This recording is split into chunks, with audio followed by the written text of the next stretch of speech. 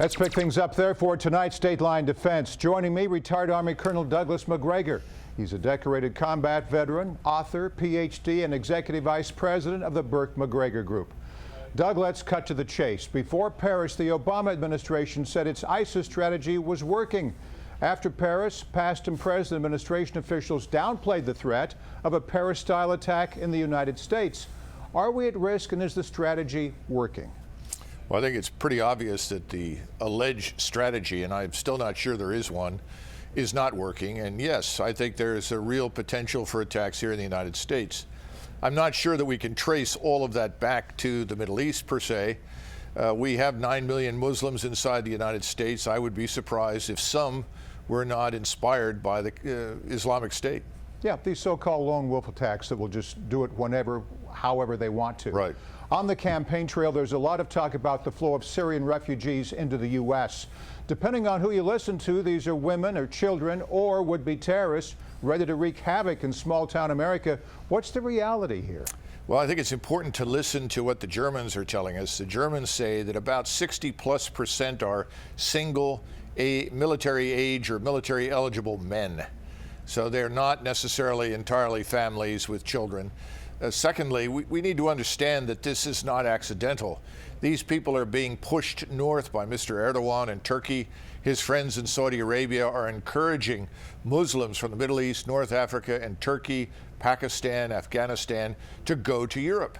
They don't need a great deal of encouragement because, let's face it, the welfare benefits are substantial and they're all looking for the good life. But Mr. Erdogan and his friends in the Middle East would very much like to populate Europe with Muslims.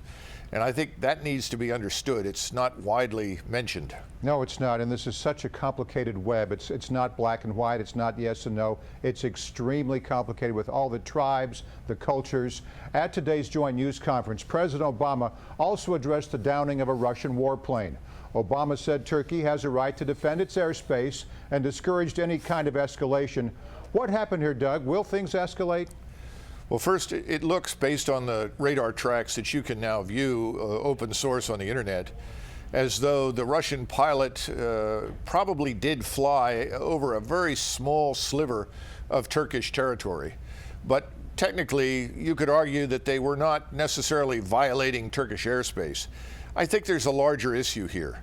The Turks, the Saudis, the other peninsular Arabs who are Sunni Muslims are at war with Iran and the Shiites. They have no intention of allowing Russia to rescue the Shiites from what the Sunnis want to inflict, which is total defeat. So the Turks, I think, were essentially shooting across the bow, if you will, of the Russian ship. This is a warning that the Turks will fight. They will not be intimidated. And this has absolutely nothing, by the way, to do with NATO or the United States. So this is a good time for Americans and Europeans to rethink the wisdom of this alliance that includes the Turks, whose interests are absolutely not ours. The Turks see themselves as a major force to be reckoned with, just as the Persians do in Iran and Putin does with the great old Soviet Union. You've got all these people flexing that really think they should be king of the hill. Well, listen, you said something that's very important here. The Turks have fought many wars with the Russians and many wars with the Persians. And certainly since the early 1800s, Russia and Persia has tended to be allied against their enemies, the Ottoman Turks. Mr. Erdogan makes no secret of his desire to revive a form of the Ottoman Empire and then marry that Ottoman Empire to Muslim Islamism. In other words, what we like to call radical Islamism. It's simply this strict adherence. You take the two, you put the nationalism together with Islam, and you get a very powerful and explosive mix. And it's dangerous, and it could go up in everyone's face in the Middle East. And it's not going away. If anything, this is just the start of a very complicated next few years. Meanwhile, the Russian Air Force said it destroyed 500 ISIS oil trucks. U.S. officials say it was more like 100. Either way, Doug, that fuel is the terror group's main source of revenue. Is this a new strategy, and why haven't our own allies in the anti-ISIS coalition done this before?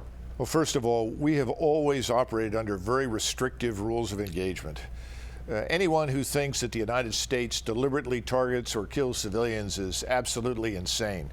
We go to great lengths to avoid that. And unfortunately, when you do that, you make it very hard, not just for pilots in the air, but also troops on the ground to attack the enemy.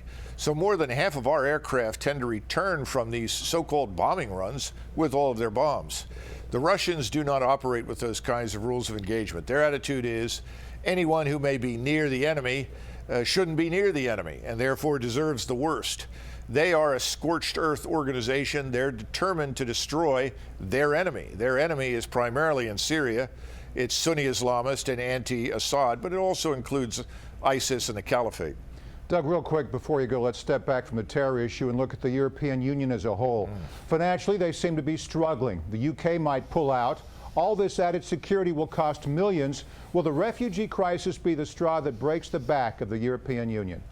I think it certainly is one of the principal straws. The other is, as you point out, is economic. This very luxurious and extremely expensive welfare state is simply unsustainable. The Germans have been financing luxurious welfare benefits all across the European Union. Germany is mired in debt far beyond what is admitted publicly. On top of that, you have this invasion, if you will, of Muslims from North Africa, the Middle East, and Central Asia. The Europeans can't sustain this. They can't absorb these people, and these people are not coming to assimilate or become Europeans. Quite the opposite. They're coming to take over whatever they can get. This is going to blow up again in the faces of Europeans, but this battle is not going to be won or lost in the Middle East. It's going to be won or lost inside Europe. Telling it like it is, Colonel Douglas Macgregor, Executive Vice President of the Burke Macgregor Group. Thanks, Doug. Thank you.